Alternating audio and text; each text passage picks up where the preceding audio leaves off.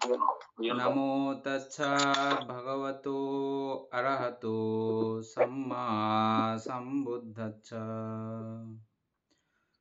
জগৎপূজ্য মহাকারণিক তথাগত সম্যক সম্বুদ্ধ শ্রীচরণে কৃতজ্ঞ প্রণাম নিবেদন করে পূর্ণপারমিতে অংশগ্রহণকারী সকল উপাসক উপাসিকা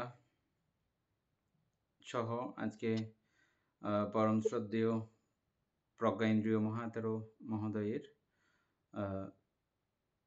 প্রিয়তম শিষ্য দুজন ভান্তি এখানে যুক্ত হয়েছেন, তাদেরকেও মৈত্রী জ্ঞাপন করে সকলের প্রতি পুনর্নির্ঝরণ করে শুরু করতে চলেছি আমাদের আজকের অভিধর্ম চর্চা ক্লাস।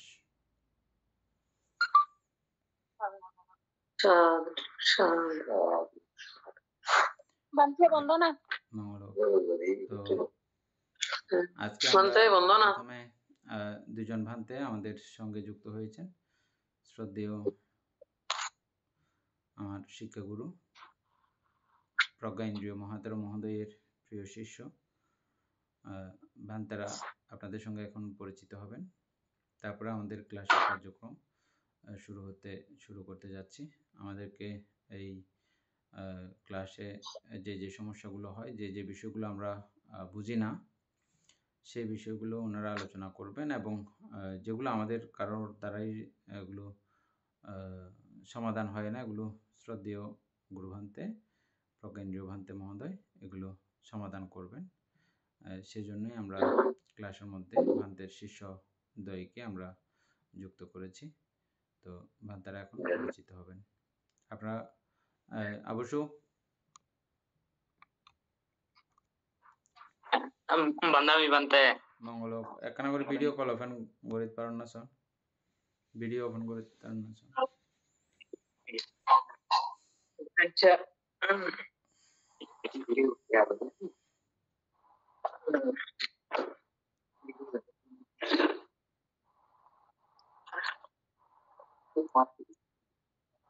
হ্যাঁ হ্যাঁ বানতে বন্দনা হ্যাঁ হ্যাঁ সাধু মঙ্গল বানতে বন্দনা।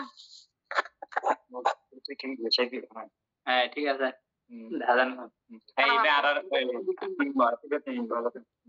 উনি হচ্ছেন যে সমাধি ইন্দ্রিয় ভান্তে, এখন যাকে দেখছেন উনি সমাধি ইন্দ্রিয় ভান্তে, আর আরেকজন হচ্ছে আরেকজনের নাম তো ভুলে গেলাম, বিশুদ্ধচার ভান্তে। একজন সমাধি ইন্দ্রিয় ভান্তে, একজন বিশুদ্ধচার ভান্তে।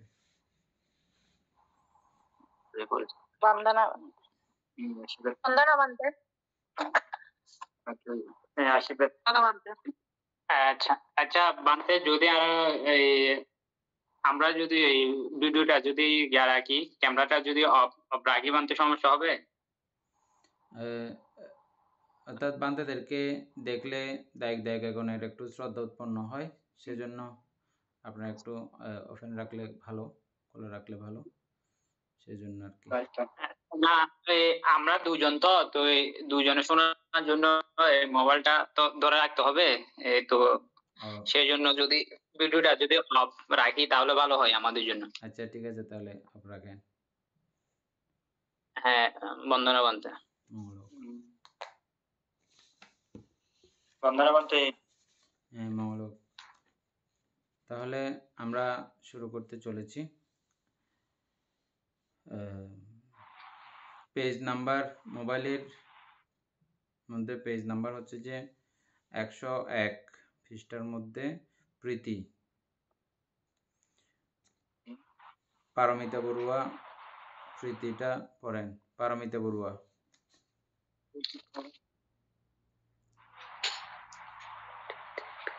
বইয়ের হচ্ছে 75 পৃষ্ঠা।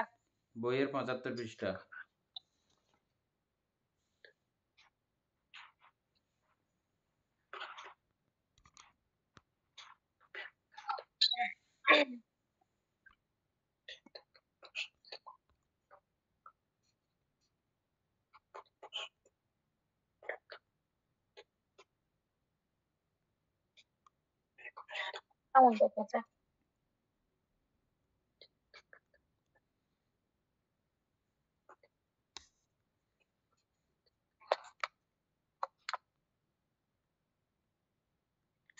আছে মানে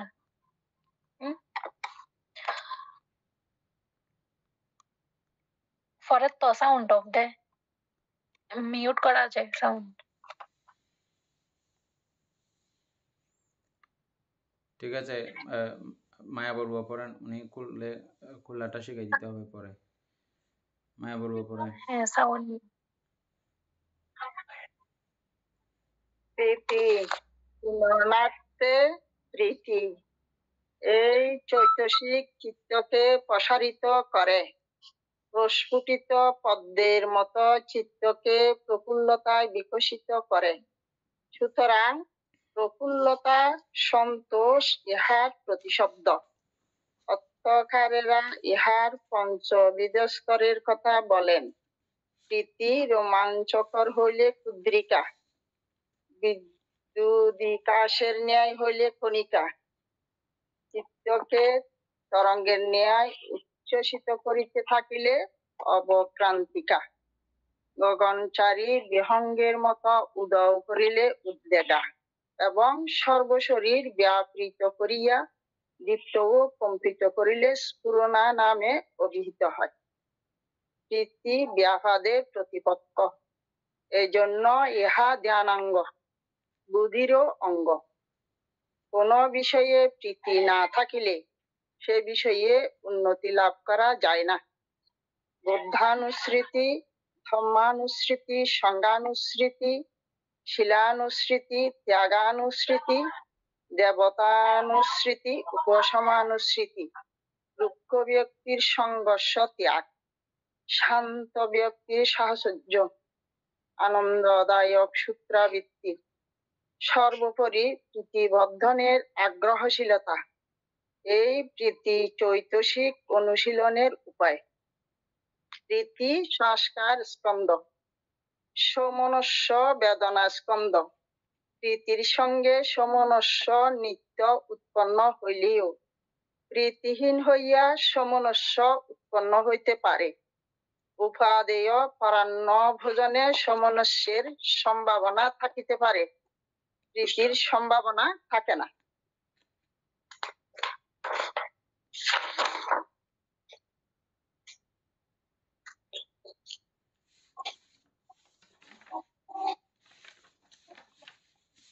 এনে এক লাইন করে আলোচনা করো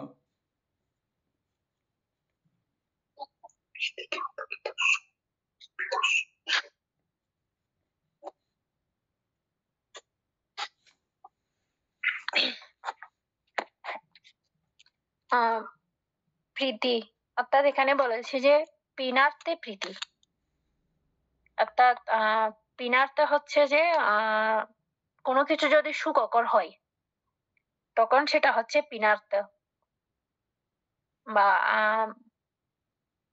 সুখকর বলতে হয়তো আমরা আরামদায়ক কোনো কিছু যদি পাই বা তখন সেটা পিনার্থে সেজন্য বলছি পিনার্থে প্রীতি এই চৈতসিক চিত্তকে প্রসারিত করে অর্থাৎ প্রীতি সবসময় আমাদের চিত্তকে কিন্তু প্রসারিত করে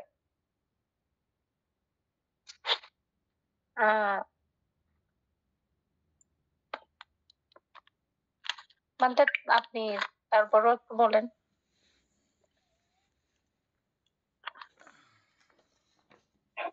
যখন এটা জাস্ট উদাহরণ এটা চিত্তের ব্যাপার প্রীতিটা আমরা যখন আরাম কোমলীয় খুবই আমার মনে একটা মহা আনন্দের ঝলক তৈরি করে প্রীতির ঝলক তৈরি করে এমন একটা কিছু গাই দিলে যেমন আমাদের একটা মন আনন্দে ভরপুর হয়ে যায় হ্যাঁ এটা পুরো দেহ আবৃত্ত করে পিননাথে বলতে পুরো পরাইয়ে দেওয়া পেঁচিয়ে দেওয়া সুখ দিয়ে মরিয়ে দেওয়া এমন একটি অবস্থাকেই বলা হচ্ছে ওই কথা থেকে পিননার্থে প্রীতি ওই প্রীতি নামটা মানে সেখান থেকেই আসছে এটা বলা হয়েছে প্রথম কথার মধ্যে দ্বিতীয় জায়গায় বলা হচ্ছে যে কি এই চৈতসিক চিত্তকে প্রসারিত করে আমরা এটা পড়তেছি যে এখন প্রকীর্ণ চৈতসিক তার মানে হচ্ছে যে প্রীতি কুশল পক্ষীয় ভাবেও এই প্রীতি উৎপন্ন হতে পারে, অকুশল পক্ষীয় ভাবেও এই প্রীতি উৎপন্ন হতে পারে। যেদিকেই উৎপন্ন হবে হোক না কেন, এই প্রীতি যখন উৎপন্ন হয় সেটা কুশল কাজ করার সময়ও চিত্ত একদম প্রসারিত হয়ে যায়, সেটা একদম ভালো করে আঁকড়ে ধরে গ্রহণ করতে চায়, এটা গ্রহণ করার জন্য একদম মনে প্রাণে করে থাকে, উৎফুল্ল থাকে। আবার অকুশল পক্ষীয় ভাবেও যখন এই প্রীতি উৎপন্ন হয়, ওই অকুশলটা একদম মনে প্রাণে করতে চায়। বুঝে গেছে? এনি অমিতা বড়ুয়া, প্রসারিত হওয়া মানে বুঝে গেছে? হ্যাঁ পাক্কা। এরকম করে থাকলে তো মনে করেন কুচকে থাকলে ভিতরে কিছু প্রবেশ করবে না, একদম এরকম করে জড়িয়ে নেওয়া, হ্যাঁ, পুরো করে নেওয়া, এটা প্রীতি চিত্তকে এইভাবে প্রসারিত করে, ওই জিনিসটা ভালো করে গ্রহণ করার জন্য করে দেয়। যেটাই হবে হোক, মানে এই প্রীতি যখন উৎপন্ন হয়, ভালো হলে ভালোটাকে গ্রহণ করবে, খারাপ হলে খারাপটাকেও সেভাবে গ্রহণ করাই হচ্ছে যে এই চৈতসিকের স্বভাব, চিত্তকে প্রসারিত করা। এই প্রসারিতকে আবার প্রস্ফুটিতও বলতে পারেন। প্রস্ফুটিত একদম মানে ফুটন্ত পদ্মের মতো চিত্তকে একদম প্রফুল্লতায় বিকশিত করে। সুতরাং প্রফুল্লতা, সন্তোষ ইহার প্রতিশব্দ। প্রফুল্লতাও বলতে পারেন, সন্তোষও বলতে পারেন।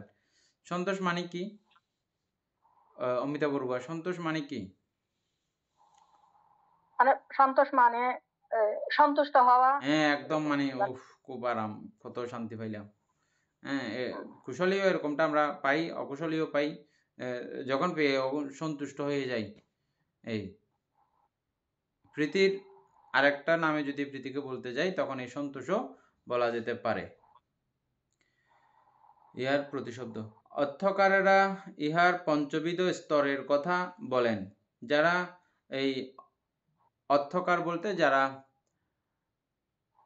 আমাদের এই ত্রিপিটকের বিভিন্ন খণ্ডকে, বিভিন্ন শব্দকে এগুলোর বাংলাতে যখন রূপান্তর করেছেন, করার সময় এগুলো নানানবিধভাবে এগুলো তারা রূপ দিয়েছেন, এগুলো সম্পর্কে তাদের মতবাদ প্রকাশ করেছেন।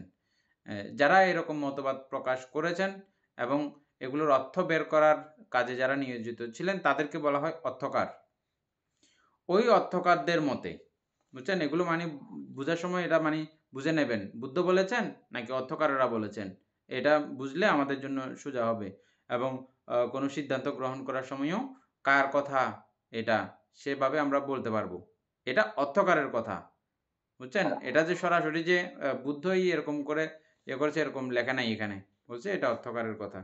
অর্থকারেরা এরকম করে, অর্থকারেরা ইহার পঞ্চবিধ স্তরের কথা বলেন। প্রীতি রোমাঞ্চকর হইলে ক্ষুদ্রিকা।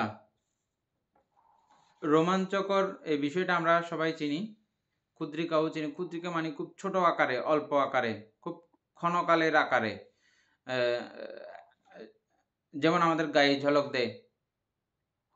অকুশলভাবেও যখন কোনো রকমের এরকম প্রীতিগ্রস্ত হই, তখন আমাদের একটা রোমাঞ্চকর হয়, এরা চিত্তের রোমাঞ্চ, শরীরেও আমাদের অনেক সময় প্রতিবাদ হয়, অনুমেয় হয়, আমরা অনুভব করি, আমাদের গায়ের লোমটুম এগুলো খাড়া হয়ে যায়, ঝলক করে মারে ওঠে। খেয়াল করেছেন এগুলো? হ্যাঁ, এগুলোকে বলা হয় রোমাঞ্চকর বা ক্ষুদ্রিকা। বিদ্যুৎ বিকাশের মতো হইলে ক্ষণিকা। এক ঝলক করে এই প্রীতিতে পুরো ভরপুর হয়ে যাবেন, কিন্তু অত্যন্ত কম সময়ের জন্য। যেমনটা হচ্ছে যে বিদ্যুৎ ঝলক মারলে যেরকম করে হঠাৎ করে আলোকিত হয়, আবার আলোটা নিভে যায়, যেরকম ঠিক ওই অতটা সময়ের জন্য যখন হয়, তখন এটার নাম দিয়েছেন ক্ষণিকা। তারপরে 3 নম্বরে হচ্ছে যে চিত্তকে তরঙ্গের ন্যায় উচ্ছ্বাসিত করে থাকলে তখন অবক্রান্তিকা। অর্থাৎ হচ্ছে যে ঢেউয়ের মতো খুব নাচানাচি করে আমাদের, এটা তো একটা মানে ঢেউটা একটা প্রাকৃতিক নিয়ম, এভাবে চলতেছে, কিন্তু আমরা যখন দূর থেকে দেখি মনে করি যে পানিয়ে নাচানাচি করতেছে। ঠিক আমাদেরও চিত্ত একসময় মাঝে মধ্যে যখন কোনো প্রফুল্লিত আনন্দিত কোনো জিনিস উপভোগ করে একদম আনন্দে এরকম নাচানাচি করতে থাকে। এটা জাস্ট একটা উদাহরণ, বুঝছেন? এভাবে চিত্ত যখন নাচানাচি করে, চিত্ত যখন এই ঢেউয়ের তরঙ্গের মতো তরঙ্গায়িত হয় এবং ওই বিষয়টার সঙ্গে মানে গা ভাসিয়ে দিতে, গা এলিয়ে দিতে খুব মানে উনার আরাম লাগে, আনন্দ লাগে। ওই অবস্থাটাকে বলা হয় অবক্রান্তিকা। অবক্রান্তিকা। এগুলো লিখে রাখতে পারবেন ৫ প্রকারের প্রীতিগুলো। আর একটা হচ্ছে যে কি গগনচারী বিহঙ্গের মতো উদাও উদাও করিলে উদ্বেগা। আকাশের মধ্যে পাখি কোনো বাধা ছাড়া, কোনো রকমের বাধা নাই, ও কি আরামসে উড়ে। আমাদের দেখলে মনে হয় ফাঁকের মতো উড়তে ইত্যম কত আরাম লাগতো, নয় না? এরকম আমরা বলি না মাঝে মধ্যে? পাখিদের এটা অনুভূতি আছে কিনা জানি না। তবে আমরা ওদেরকে দেখে মনে হয় যে ওরা মুক্ত। ওদেরকে ধরে রাখার, বেঁধে রাখার ওদের কোনো বন্ধন নাই। একদম বন্ধন মুক্ত। মাঝে মধ্যে আমাদের চিত্তও এই আনন্দে এরকম একটা অবস্থার মধ্যে পুরো একদম বন্ধনহীন হয়ে যায়, বন্ধনমুক্ত হয়ে যায়। কুশলেই এরকম হতে পারে, অকুশলেই এরকম হতে পারে। তবে এই প্রীতিগুলো বিশেষ করে ইন্ডিকেট করা হয়েছে কিন্তু এই বইয়ে, এখানে মানে এই জায়গাতে।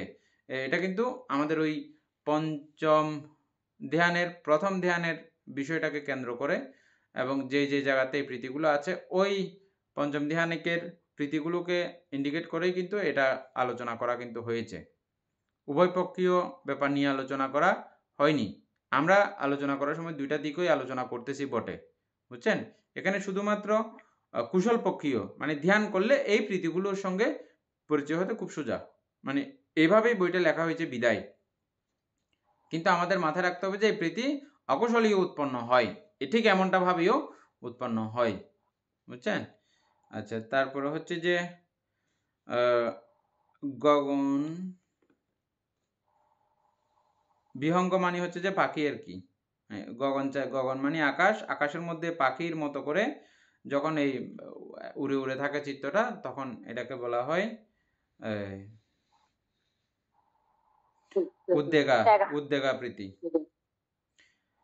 এবং সর্বশরীর ব্যাপৃত করিয়া দীপ্ত ও কম্পিত করিলে স্ফুরণা প্রীতি নামে অভিহিত। এটা হচ্ছে যে এরকম এত আনন্দ, এত আরামদায়ক অবস্থা হয় মাঝে মধ্যে ধ্যান করতে করতেও হয়, ধ্যান ছাড়া কোনো অকুশল বিষয়েও যখন প্রীতি লাভ করে মাঝে মধ্যে মানুষের শরীরের সর্ব অঙ্গ যেন নাচানাচি করতে থাকে। বিশেষ করে এটা আমাদের ইয়ের মধ্যে উল্লেখ আছে, যখন ধ্যানস্থ হয় সাধক মাঝে মধ্যে তার সারা শরীরের চামড়াতে একটা অন্য ধরনের অনুভূতি, পুরো সর্বশরীর ব্যাপী। অনেক সময় সেটা চামড়াতে না হয়ে শুধু লোমগুলোতে দেখা যায়, লোমগুলোর মধ্যে লোমগুলো যেন ঘুরে ঘুরে নাচতে থাকতেছে। আর এটা খুবই আনন্দদায়ক এবং মহাপ্রীতির একটা ব্যাপার। হ্যাঁ, মহা একদম কীরকম লাগতেছে এটা ভাষায়ও বোঝানোর মতো না। এটাকে বলা হয়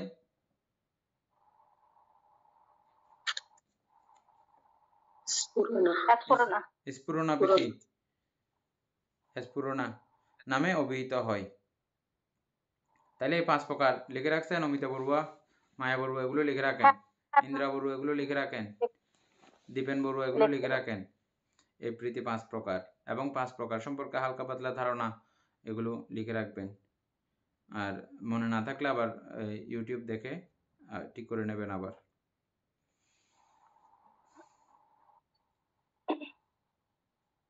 তারপরে আমাদের সমাধি ইন্দ্রিয় বানতে আপনি এই ৫ প্রকার প্রীতি সম্পর্কে আমাদেরকে একটু আলোচনা করেন।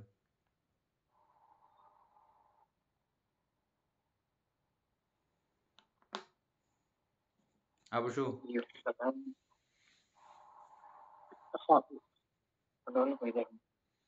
আচ্ছা বন্ধুরা বানতে ওই অকুশল পক্ষে কয়টি উৎপন্ন হওয়ার সম্ভাবনা রয়েছে?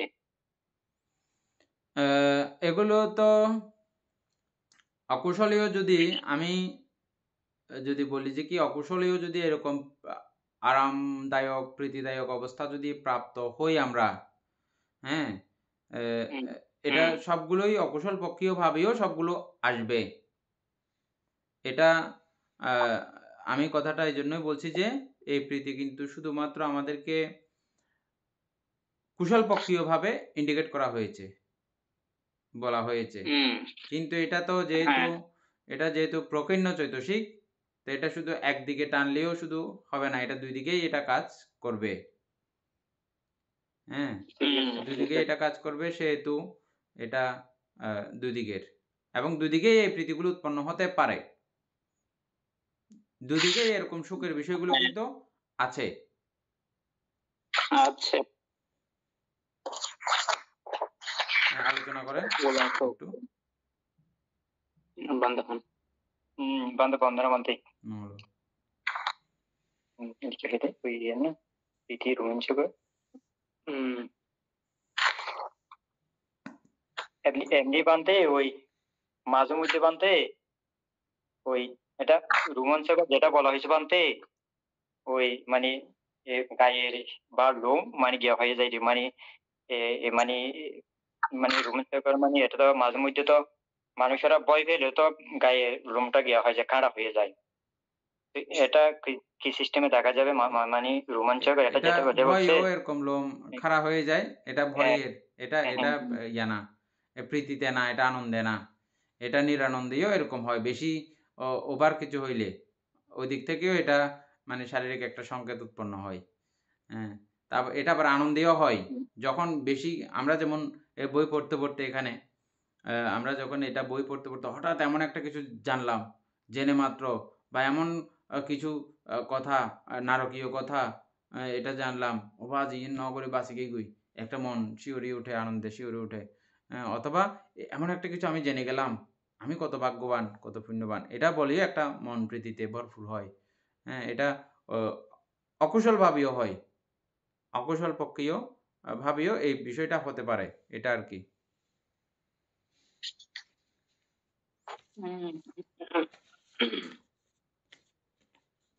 এগুলো কি বানতে বেশিরভাগ ক্ষেত্রে এই প্রীতিটা, এটা বেশিরভাগ ক্ষেত্রে এমনি এখানে যে পাঁচটা বলা হয়েছে হুম। এগুলো তো এমনি আমাদের মানে লৌকিক ভাবে এই বইয়ে যেভাবে দিছে এগুলো লৌকিক ভাবে কি এগুলো হবে, নাকি এগুলো মানে ধ্যান অঙ্গের মধ্যে এগুলো হবে? এগুলো এই যে পাঁচটা এখানে বলা হয়েছে, যেন রোমাঞ্চকর যেটা বলা হয়েছে, তবে যেটা বলা হয়েছে। আমার দৃষ্টিকোণ থেকে আহ, আমরা তো যেহেতু আমরা কুশলেই সবসময় চর্চা করি, সেহেতু আমরা মনে করতেছি যে এটা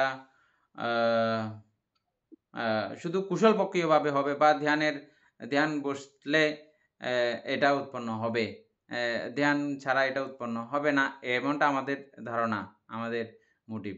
হ্যাঁ, কিন্তু সিস্টেম মতো দেখতেছি যে হ্যাঁ, এটা দুই দিকেই এটা হবে। কখন হয় এটা, এই প্রীতি কখন উৎপন্ন হয়? এই প্রীতি উৎপন্ন হয় যখন চিত্ত একাগ্র হয় যে কোনো বিষয়ে। কীরকম একাগ্র?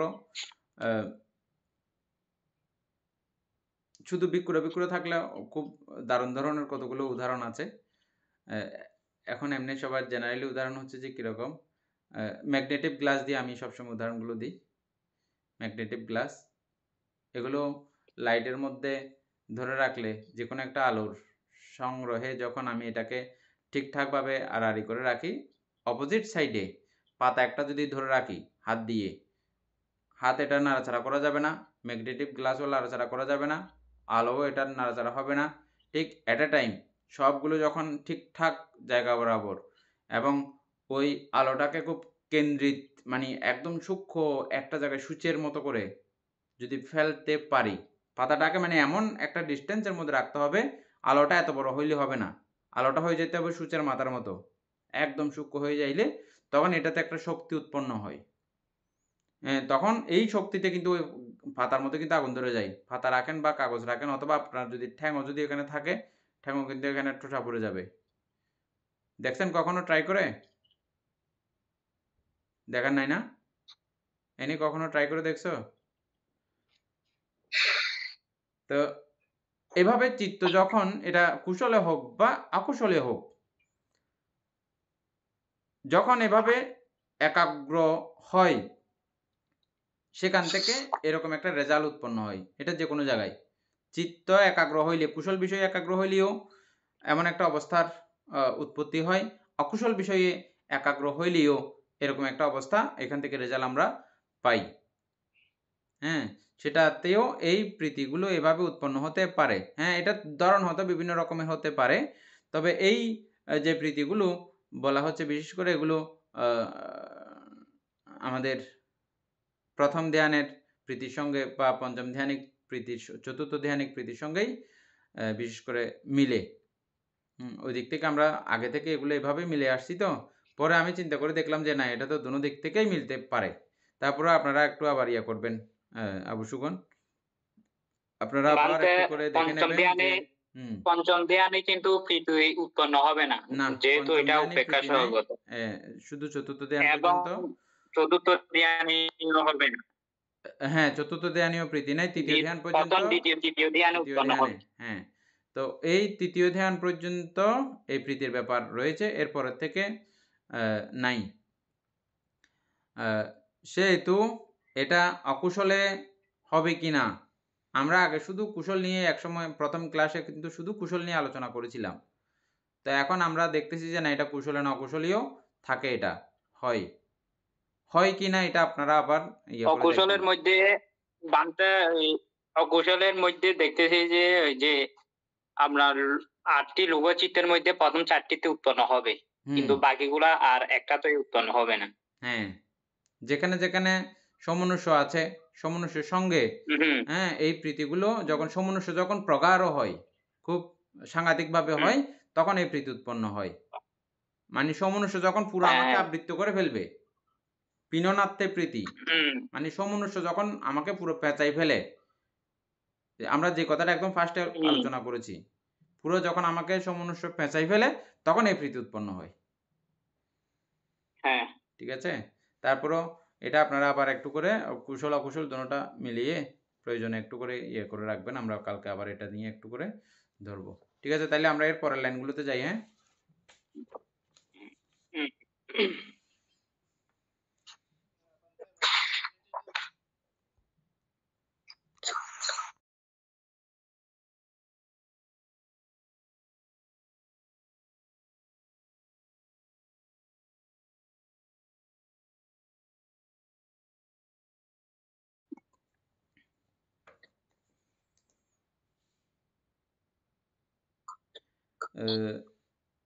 স্ফুরণা প্রীতি, প্রীতি ব্যাপাদের প্রতিপক্ষ।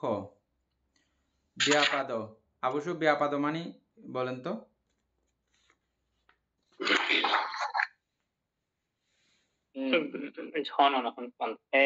ব্যাপাদ তোমারই মনে অনুকরণ ওই বা ক্রোধ বা হিংসা বা ওই ক্ষণিকের ধ্বংস করিবার চিত্ত উৎপন্ন হইবে ব্যাপাদ, বা আরা দেশ হই মানে সবসময় চিত্তের মধ্যে রাগের চিত্ত,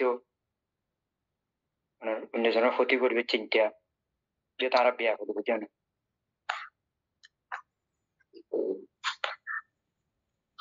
এই প্রীতিকে যখন আমরা কুশলে যখন ব্যবহার করব, আমি পূর্বেই বলেছি এখানে আলোচনা হচ্ছে শুধু আমাদের কুশলপক্ষীয়ভাবে, আমরা নির্বাণের কারণে এই চৈতসিকগুলোকে কোনটাকে বাদ দেব, কোনটাকে কাজে লাগাবো, এটা শিখতেছি যে আমরা।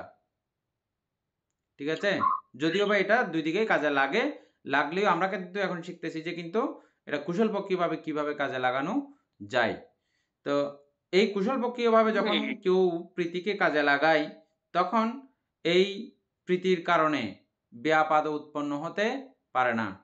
ব্যাপাদ মানে হচ্ছে যে হিংসা করা, কারো সুখ স্বস্তি মানে কামনা করে না, ও চায় যে ও অশান্তিতে থাকুক, কষ্টে থাকুক, দুঃখে থাকুক, যন্ত্রণায় থাকুক, এরকম। ব্যাপাদ সম্পর্কে আরো কিছু সুন্দর সুন্দর ভাষা আমরা ইয়ে করছিলাম এনি।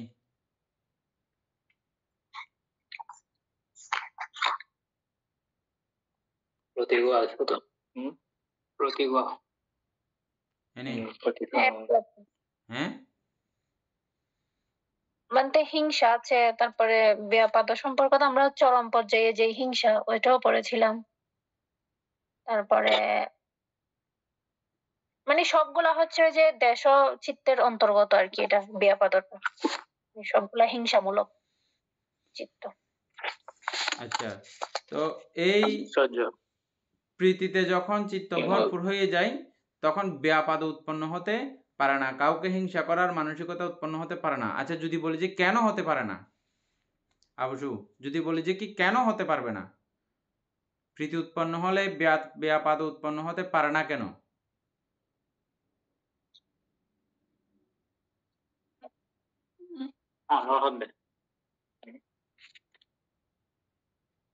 তখন তো বলতে ওই চিত্তের মধ্যে তো তখন সেই আলম্বটা তখন নেই, তখন তো ওই খুশির আলম্বটা আছে, তার জন্য তখন সেটা উৎপন্ন হতে পারে না।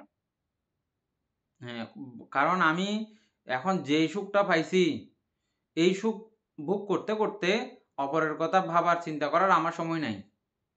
হ্যাঁ, মানে তোমরা তোমাদের মতো করে থাকো, তোমাকে হিংসা করার টাইম আমার নাই।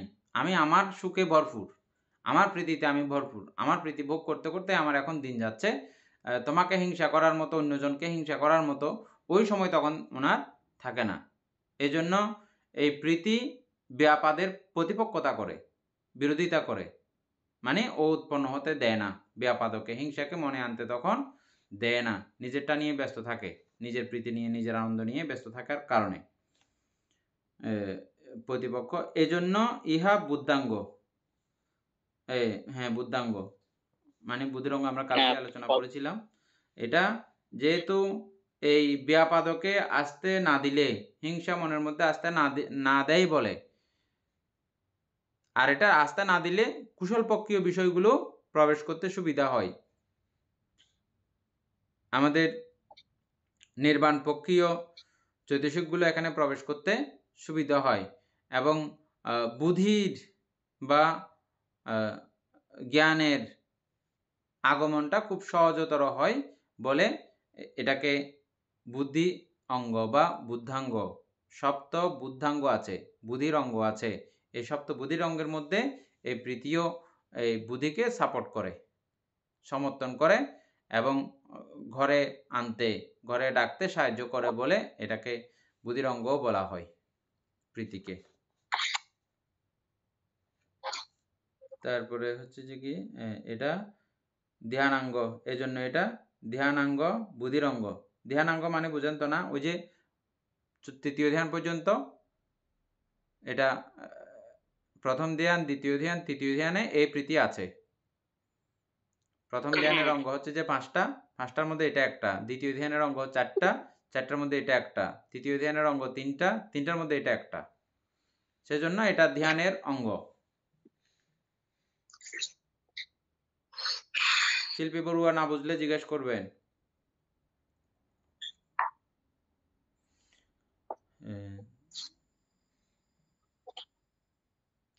কোনো বিষয়ে প্রীতি না থাকলে সে বিষয়ে উন্নতি লাভ করা যায় না, কুশল হোক বা অকুশল হোক।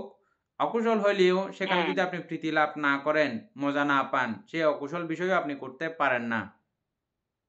ঠিক একইভাবে এই কুশলের মধ্যে যতক্ষণ পর্যন্ত আপনি ওখানে তৃপ্তি পাবেন না, মজা পাবেন না, প্রীতি পাবেন না, অতক্ষণ পর্যন্ত ওটা আপনি, এখন যেমন আমরা অনেক কিছু বুঝে শুনে চিত্তকে জোর করে না বই থাক, আমরা লড়তে দিই না কেন?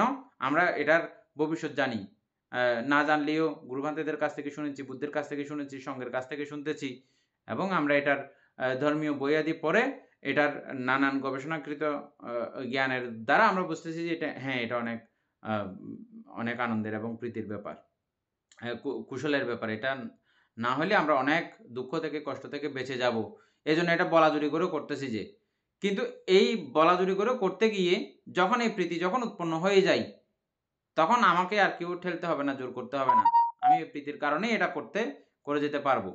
ঠিক অকুশল বিষয়ে আমি যখন প্রীতি লাভ করে যাই, যেমন কেউ মদ খাইতে খাইতে মাতাল হয়ে গেছে, বা এই শিল ভঙ্গ করতে করতে ওরা এখানে একটা তৃপ্তি লাভ করে ফেলছে, তাদের ওই তৃপ্তির কারণে ও এটা ওদিকে ধাবমান করে চলেছে, হ্যাঁ, খুব মজা পাচ্ছে। ঠিক একইভাবে কুশলপক্ষীয়ভাবেও যখন সে প্রীতি পেয়ে যায়, আনন্দ পেয়ে যায়, সে তখন এই কুশলগুলো করতেই থাকে। কেউ দান করতে করতে দান করে করে খুব প্রীতি আনন্দ, সে কন্টিনিউ দান করতেই থাকে, তিনি খুব মজা পায়, প্রীতি উৎপন্ন হয় ওনার। হ্যাঁ, শিল পালন করেও যখন কেউ মজা পায়, শিল পালন করতে থাকে, ধ্যান করেও যখন কেউ মজা পায়, এভাবে সে কন্টিনিউ ধ্যান করতে থাকে। এই জন্য বলা হচ্ছে যে যে কাজই করুক না কেন, ওই কাজে যখন তার প্রীতি উৎপন্ন হবে, এটা খুব আগে যেমন স্পিড ছিল ওই স্পিডগুলো থেকে আরও অনেক গুণ বেশি আকারে এই স্পিড হয়ে যাবে, তিনি পথ চলা শুরু করেন, সেজন্য তার উন্নতি হয় সেই বিষয়ে। এই জন্য প্রীতি অত্যন্ত গুরুত্বপূর্ণ, অত্যন্ত দরকারি একটা চৈতসিক, উন্নতি লাভ করা যায় না। বুদ্ধানুস্মৃতি এবার হচ্ছে যে কি কি করলে আপনি এই প্রীতি বাড়াইতে পারবেন। প্রীতি যেহেতু এত গুরুত্বপূর্ণ, সেহেতু আমাদেরকে এই প্রীতি লাভ করা আমাদের প্রয়োজন আছে কুশলপক্ষীয় ভাবে। বান্তে এখানে তো আরেকটু বান্তে, হ্যাঁ, অনেকে মনে করেন অনেক বিষয় যদি মানে লাভ করে, আনন্দ লাভ করে, আনন্দ পায়, সে কাজটা করতে তো মানে পছন্দ করে এবং মানে অ্যাডভান্স এগিয়ে যায়। হ্যাঁ, আনন্দ এবং প্রীতির মধ্যে এটা ডিফারেন্সটা কিরকম হবে? আনন্দ এবং প্রীতির মধ্যে ডিফারেন্স একটু পরে আছে। আনন্দ এবং প্রীতির মধ্যে না, সমনুষ্য এবং প্রীতির মধ্যে, সমনুষ্য হচ্ছে যে এটা বেদনা স্কন্ধের অন্তর্গত, আর প্রীতি হচ্ছে কিন্তু আবার সংস্কার স্কন্ধের অন্তর্গত। সংস্কার সম্পর্কে তো আপনার ধারণা আছে, আমরা একটু পরে এটা আলোচনা করতেছি, আরো আছে, নিচে আছে। হ্যাঁ, এই প্রীতি যদি কেউ চান যে কি না এটা খুব ভালো একটা চৈতসিক, এটা আমার কাছে থাকা জরুরি, আমার কাছে উৎপন্ন করা দরকার, প্রীতি না থাকলে কিভাবে প্রীতি উৎপন্ন করবেন, প্রীতি উৎপন্ন করার কিছু কলা কৌশল এখানে গ্রন্থকার আমাদেরকে দিয়েছেন। সেগুলো কি? বুদ্ধানুস্মৃতি ভাবনা করলে আপনার কাছে এই প্রীতি উৎপন্ন হবে। বুদ্ধানুস্মৃতি ভাবনা সম্পর্কে আবশ্যক একটু করে বলেন। আচ্ছা, আবশ্যক একটু পরে বলেন। এনি বুদ্ধানুস্মৃতি ভাবনা কিভাবে করতে হয় বা কি?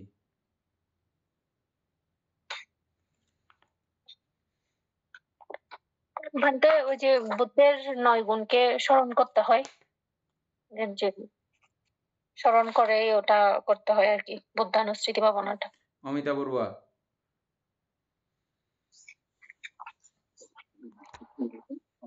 বান্তে বুদ্ধের 9 গুণকে 9 গুণ স্মরণ করে করে স্মৃতি করতে হয়। ইতিপিশো ভগবা রহং সাম্মা সম্বুদ্ধ বিদ্যা শরণ সম্পন্ন সুগত লোকবিদ অনুত্তারো পুরিষা ধম্ম সারথি সত্তা দেবম বুদ্ধ ভগবতী, হয়েছে, এইভাবে করে বান্তে। এই দীপেন বড়ুয়া।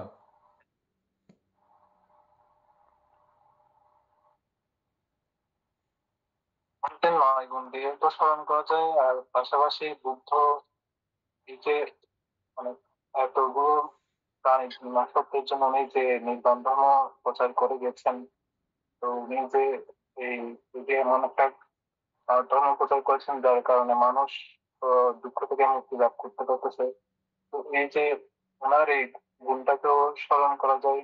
এছাড়া আরো উনি যেগুলো কাজ করেছেন, বিশেষ করে যেমন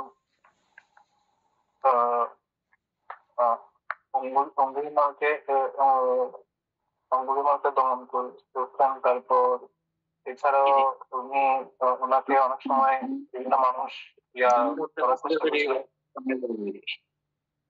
কি বলে ওনার ওনার দুর্নাম করার চেষ্টা করছে অনেকে,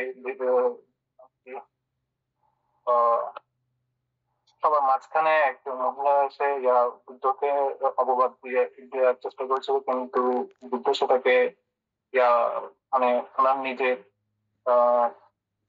গুণের কারণে ওই অপবাদ করেছিল, মানে কি বলে। আচ্ছা, ঠিক আছে, আমরা আরো আলোচনা করব, এগুলো আরো একটু সংযুক্ত করবেন, আপনার কথাগুলোর সঙ্গে আরো একটু কিছু যুক্ত করবেন আর কি।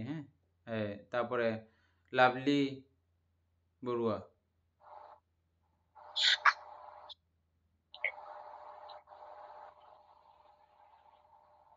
বুদ্ধের 9 গুণ সম্পর্কে স্মৃতি করে ধ্যান করা।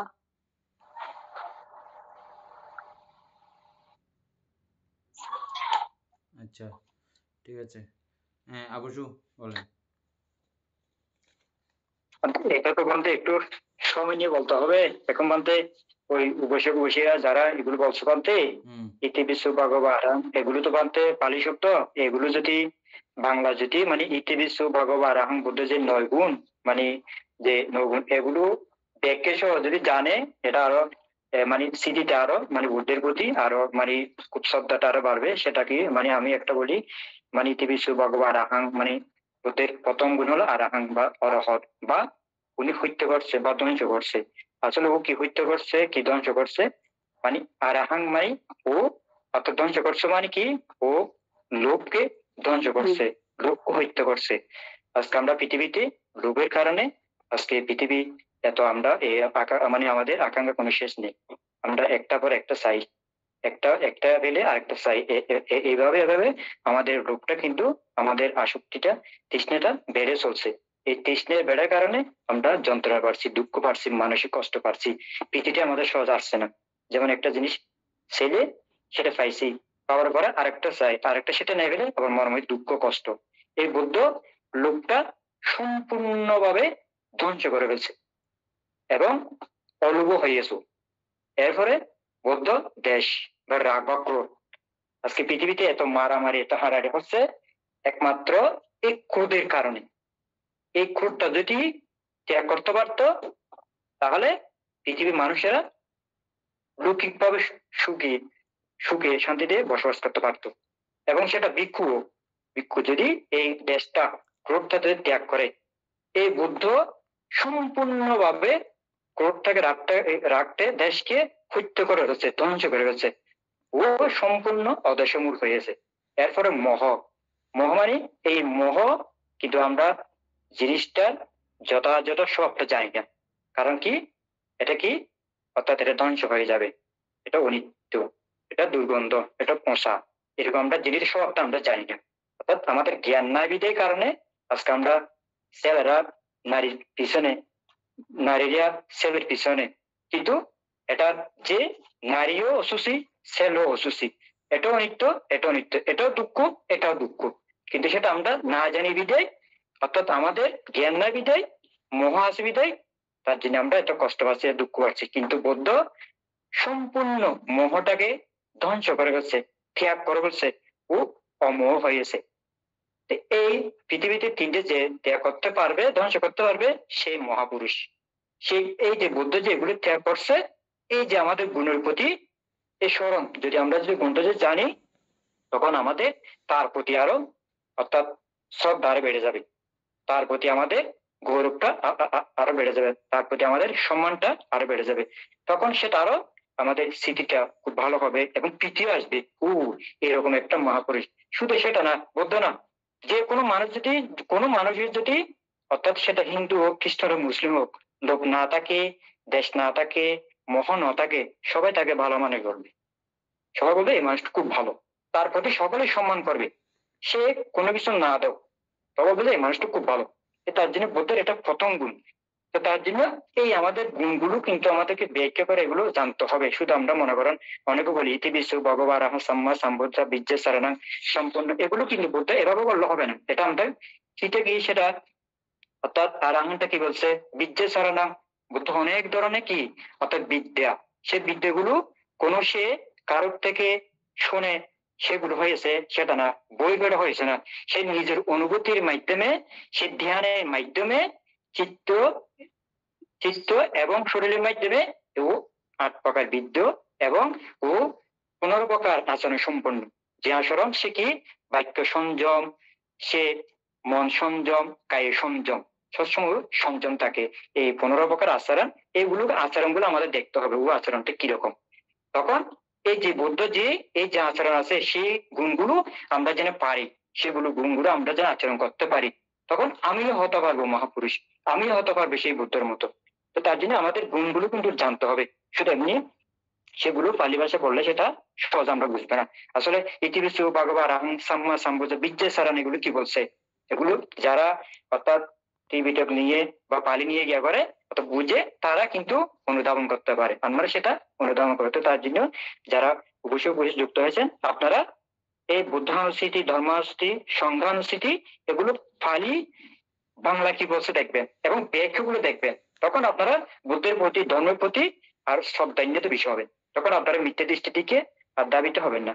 তো তার জন্য এটা এভাবে এভাবে দেখতে হবে, তাহলে সেটা স্মৃতিতে আরো ভালো হবে এবং প্রীতিটা মনের মধ্যে আরো প্রীতি আরো আরো বেশি হবে এবং সেটা দীর্ঘক্ষণ আপনি ধরে রাখতে পারবেন। এটা এটা আপনার চিত্তের মধ্যে এটা আপনার সেভ হয়ে যাচ্ছে।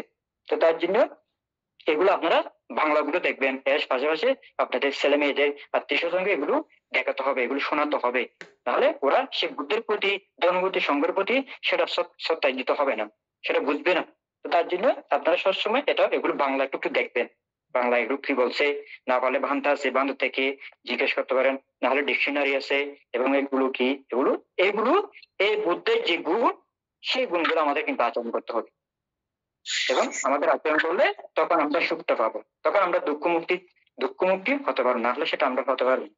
তো তার জীবনটা এগুলো তো আছে মানে লং করে এটা আরো আরো অনেক সময় আছে এটা, তার জন্য বুদ্ধ এইগুলো স্মৃতিগুলো আমাদের এভাবে আমাদের এগুলো মানে তার গুণগুলো এভাবে আমাদের বাংলাগুলো বুঝতে হবে এবং সেগুলো আমাদেরকে আচরণ করতে চেষ্টা করতে হবে।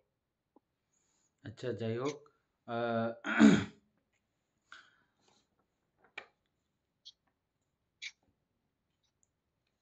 বুদ্ধানুস্মৃতি সম্পর্কে আমরা কেন, বুদ্ধ সম্মুখে নিজেই বলছেন, আমি যদি বুদ্ধানুস্মৃতি করি, বুদ্ধের অনুস্মৃতি যদি করি, বুদ্ধের ক্ষুদ্রানুক্ষুদ্র গুণ সম্পর্কে যদি আমি দেখতে যাই, হ্যাঁ,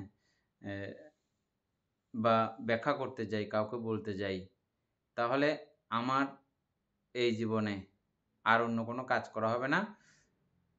যে কোনো একজন বুদ্ধের, একজন সম্মুখ সম্বুদ্ধের এই জীবন আচার তথা জীবনী দেখতে দেখতেই আমার পুরো বুদ্ধ সময় কেটে যাবে। কাগজ যদি বলতেও যাই, অন্য কোনো কথা আর বলতে হবে না, শুধু বুদ্ধগুণ বলতে বলতে পুরো জীবন শেষ হয়ে যাবে, তাও বলা শেষ হবে না। বুঝে গেছে?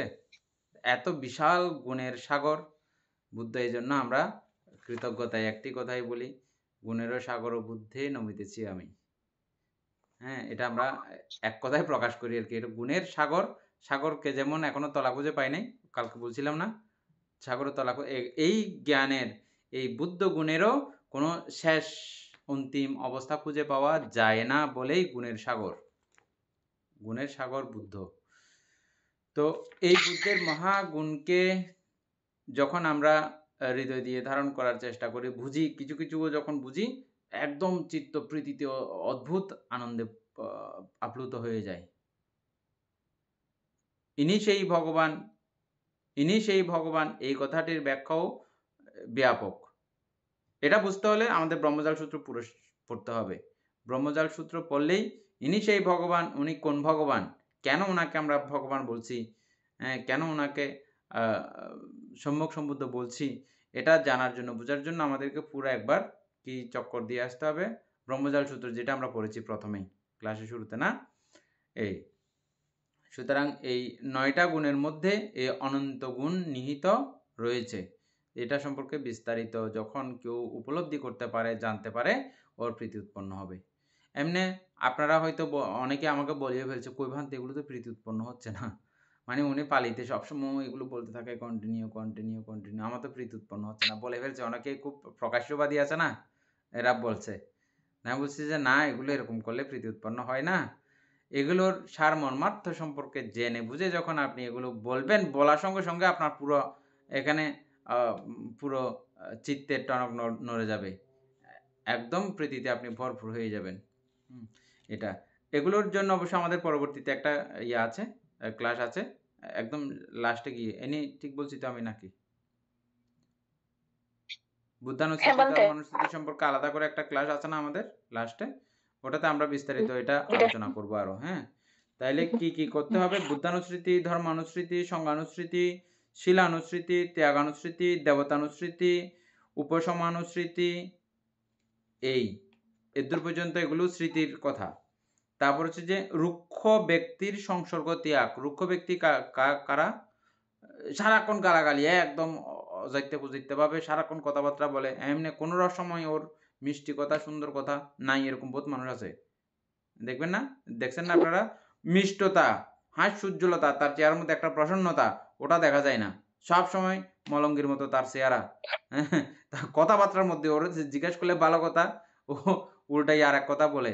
হ্যাঁ, একদম এগুলোর কাছে গেলেও পর্যন্ত পুরা মানে কিরকম লাগে রে, কতক্ষণে তার থেকে দূরে যাব, বিশেষ কোনো কার্যকারণে তার পাশে যাইতে হইলেও কতক্ষণে তার থেকে দূরে যাব, দূরে সরব, এরকম আমাদের মনে হয়। আছে এরকম, পাইছেন আপনারা এরকম ব্যক্তি? রুক্ষ ব্যক্তি চিনছেন এখন? রুক্ষ ব্যক্তি হচ্ছে যে, এক কথায় যদি সহজ করে বলতে যাই আরো, যারা এই পঞ্চশীল ভঙ্গে সদা সর্বদা ব্যস্ত, পঞ্চশীল ভঙ্গকারীদের মধ্যে উস্তাদ, এরা সবসময় এগুলো নিয়েই ব্যস্ত থাকে, তাদেরকেই এক কথায় বুঝতে পারেন রুক্ষ ব্যক্তি। ওই ব্যক্তিত্বদের সান্নিধ্য সংসর্গ যখন থাকবেন, তখন আপনার এই কুশল পক্ষীয় প্রীতি আপনার উৎপন্ন হবে না। ওদেরকে বর্জন করলে আপনার এই প্রীতি উৎপন্ন হওয়ার সুযোগ, আর প্রীতি থাকলেও এই রুক্ষ ব্যক্তির সহসাহায্যে গেলে আপনার প্রীতি যা আছে তাও ডাউন হয়ে যাবে। এই জন্য এগুলো খেয়াল রাখতে হবে, রুক্ষ ব্যক্তির সংসর্গ ত্যাগ করা। শান্ত ব্যক্তির সহচার্য। শান্ত ব্যক্তি কাকে বুঝবো আমরা?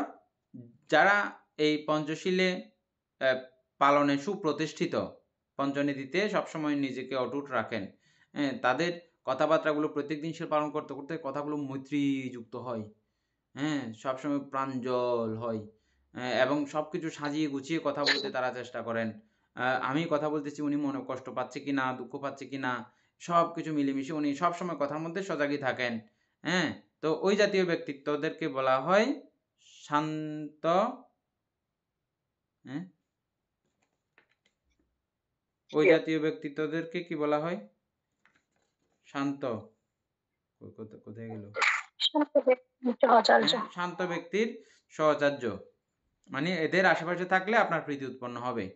প্রত্যেকদিন এরকম মজার মজার কথা আমি, হ্যাঁ বলেন। এখানে বানতে ওই শান্ত ব্যক্তি হচ্ছে যেটা বলছেন বানতে, এখানে এখানে মনে করেন বানতে অনেক মানে অনেক বা মুসলিম, খ্রিস্টান, হিন্দু অনেকে বা বুড়ো অনেকে তো এরকম আছে, মানে অনেকে মানে শান্ত, একদম শান্ত, এবং তারা কম কথা বলে। তো অনেকে চাই যেমন ওই যারা টিচার আছে, সেটা মুসলিম হোক, সেটা খ্রিস্টান হোক, সেটা হিন্দু হোক, সেটা বুড়ো হোক, সেটা তো শান্ত, খুব মানে সুন্দর করে কথা বলে। কিন্তু এটা তো খুব মানে তার কাছ থেকে, যেমন স্টুডেন্ট কোন একটা দুঃখ পেয়েছে, তখন আরেকজন মানে তখন আরেকটা টিচার যে তাকে সান্ত্বনা দিছে, তুমি, তখন ও সেখান থেকে পিটি আনন্দ পাইছে। এখন ওই যেটা দিছে, তখন তো ও তো বানতে পঞ্চশীল পালন করে না, সেই দৃষ্টিতে এখন কি হতে পারে? যেমন সেটা পঞ্চশীলটা আমাদের শুধু মানে বৌদ্ধ ধর্মে সেটা দেখা যায়, লাস্টের কালে প্রথম অবস্থায় আমরা দুই পক্ষীয় ভাবে এই প্রীতিকে আলোচনা করলেও এখানে আবার কিন্তু এখানে উল্টে ফেলছি আমরা বিষয়টাকে, একপক্ষীয় ভাবে টেনেছি লাস্টের বেলায় গিয়ে, বুঝে গেছে? আমরা শুধু এখন কুশল পক্ষীয় ভাবে টানতেছি, কুশল পক্ষীয় ভাবে। তা আমরা শাস্ত্র মতে দেখতেছি যে তিনিও শান্ত থাকতে পারেন, তিনিও শান্ত থাকেন, তিনিও নিজেকে শান্ত রাখেন। কারা? যারা পঞ্চনীতিতে অক্ষুণ্ণ রাখেন নিজেকে, অক্ষুণ্ণ রাখতে রাখতে যারা অভ্যস্ত হয়ে গেছেন, যাদের চিত্ত এটাতে খুব প্রসাদ লাভ করতেছে, তখন তিনি শান্ত। এটা নিয়ে আজকে আপনি আবার একটু গবেষণা করবেন, কালকে আমরা প্রয়োজনে আবার পুনরায় আলোচনা করব, ঠিক আছে? আজকে একটু করে এটা গবেষণা করে দেখবেন, মানে আমরা যে শান্ত যে অর্থে বলতেছি ওটা ঠিক কিনা, নাকি আরো কোনো আরো কথা বলা যায়, এটা নিয়ে দুজনেই একটু করে দেখবেন। হ্যাঁ, আগ্রবান থেকেও জিজ্ঞেস করতে পারেন। তারপর হচ্ছে যে আনন্দদায়ক সূত্র আবৃত্তি।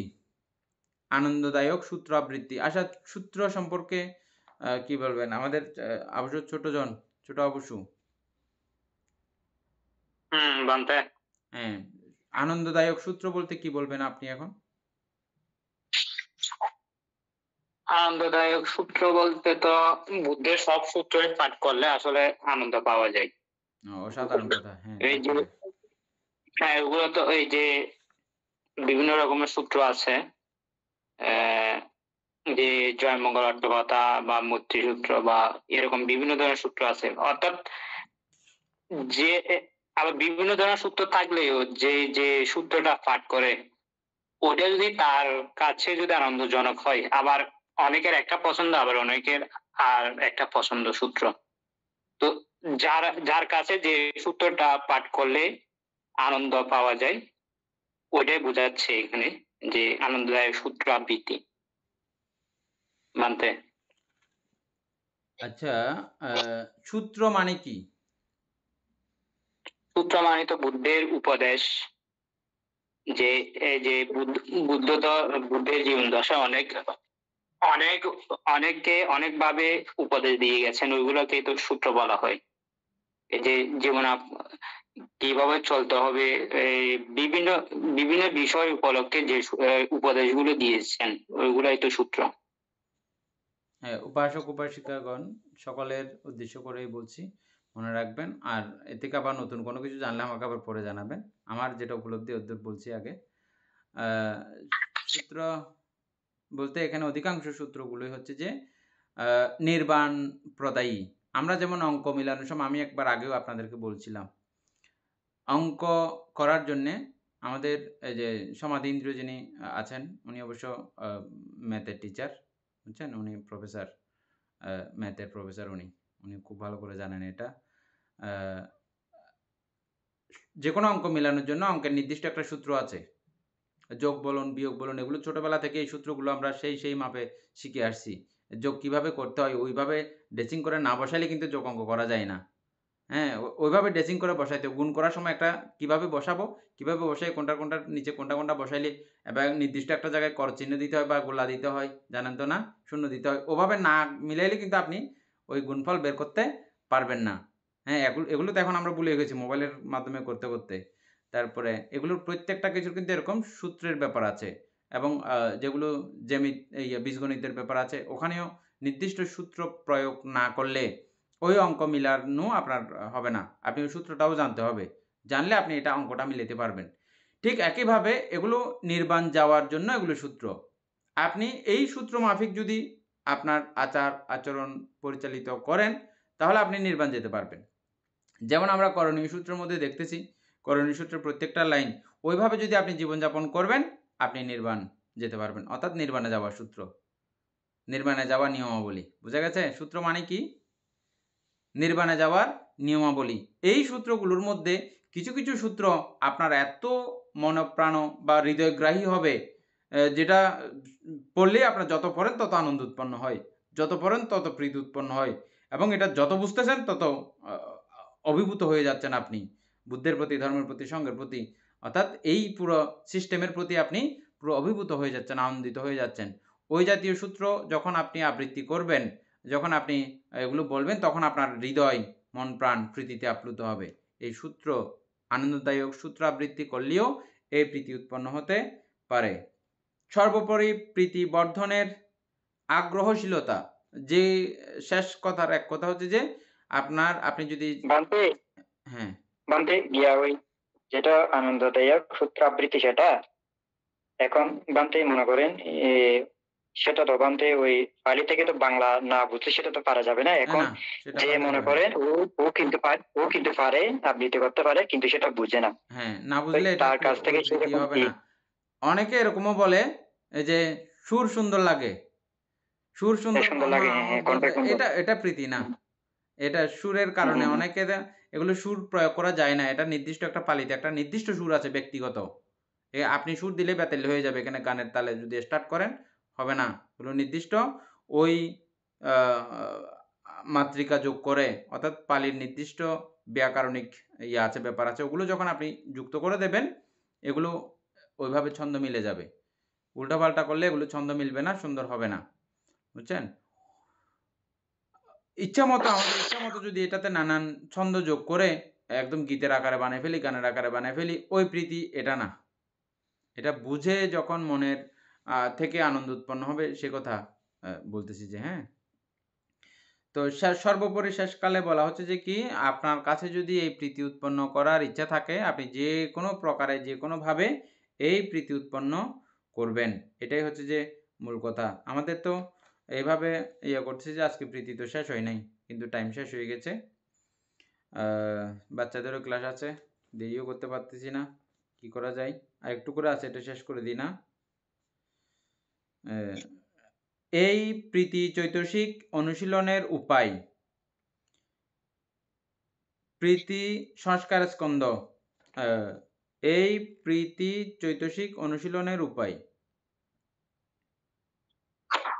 এবার এখন যেগুলো আমরা আলোচনা করে আসছি, এগুলো এই প্রীতিকে যদি আপনি আনয়ন করতে চান, আপনাকে এগুলো অ্যাপ্লাই করতে বলা হচ্ছে।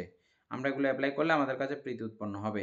আচ্ছা, প্রীতি হচ্ছে যে সংস্কার স্কন্ধ, 52 প্রকার সংস্কার বা চৈতসিক যেগুলো আমরা পড়ে আসছি, ওই চৈতসিকের অন্তর্গত প্রীতিও একটা, 52 প্রকারের মধ্যে প্রীতিও একটা, সেজন্য এটা সংস্কার স্কন্ধ। তারপরে সমনুষ্য বেদনা স্কন্ধ। আমরা এই সমনুষ্য সম্পর্কে প্রথমে বলেছিলাম, সমনুষ্য দিয়ে মানে যখন মনে একদম মনের আনন্দে যখন ভরপুর হয়ে যায় তখন এই প্রীতি উৎপন্ন হয়। সমনুষ্য হচ্ছে যে বেদনা স্কন্ধ, সমনুষ্যের চরমে গিয়ে এই প্রীতি সংস্কার উৎপন্ন হয়। Any complete? এটা আমরা কিছুক্ষণ আগে এটা আলোচনা করছিলাম না? সমনুষ্য দিয়ে যখন আমাদের চিত্ত যখন আবৃত্ত হয়ে যায় তখনই এই প্রীতির সমুৎপত্তি সমুদ্ভব হয়। দীপেন বড়ুয়া বুঝছেন?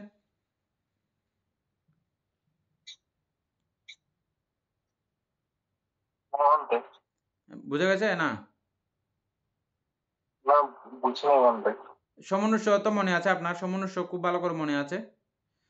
সমনুষ্য দ্বারা সমনুষ্য যে জায়গাতে আছে, সমনুষ্যের প্রাবল্যে, সমনুষ্যের প্রকট আকার যখন হয়, প্রকটভাবে যখন সমনুষ্য ধারিত হয়, তখন আমরা প্রীতিগ্রস্ত হই, আনন্দিত হই। এটা কুশলে হোক বা অকুশলে হোক, কিন্তু এই পরের সাইডটা কিন্তু আমরা কুশলভাবে এই প্রীতি উৎপন্ন করার জন্য কিন্তু পরেরটা পড়লাম, যে প্রথমে আমি দুই দিকেই ব্যাখ্যা করলেও পরেরটা কিন্তু এভাবেই ব্যাখ্যা করেছি। আচ্ছা, সমনুষ্য বেদনা স্কন্ধ। প্রীতির সঙ্গে সমনুষ্য নিত্য উৎপন্ন হইলেও, এই প্রীতি যখন থাকে আবার সমনুষ্য কিন্তু নিত্য থাকবে, নিত্য উৎপন্ন হইলেও, এখানে হইলেও প্রীতিহীন হইয়া সমনুষ্য উৎপন্ন হতে পারে। মানে সমনুষ্য থাকে আবার প্রীতি উৎপন্ন হয় নাই, সেটা আমি আগে বলছিলাম। সমনুষ্যের প্রাবল্যে একটু করে সমনুষ্য উৎপন্ন হয়েছে, সেখানে প্রীতি উৎপন্ন হবে এরকম কোনো কথা নাই। Any complete? মানে সমনুষ্য থাকলেই যে সবসময় প্রীতি উৎপন্ন হতে হবে এরকম কোনো ব্যাপার নাই, কিন্তু প্রীতি থাকলে সমনুষ্য থাকবে।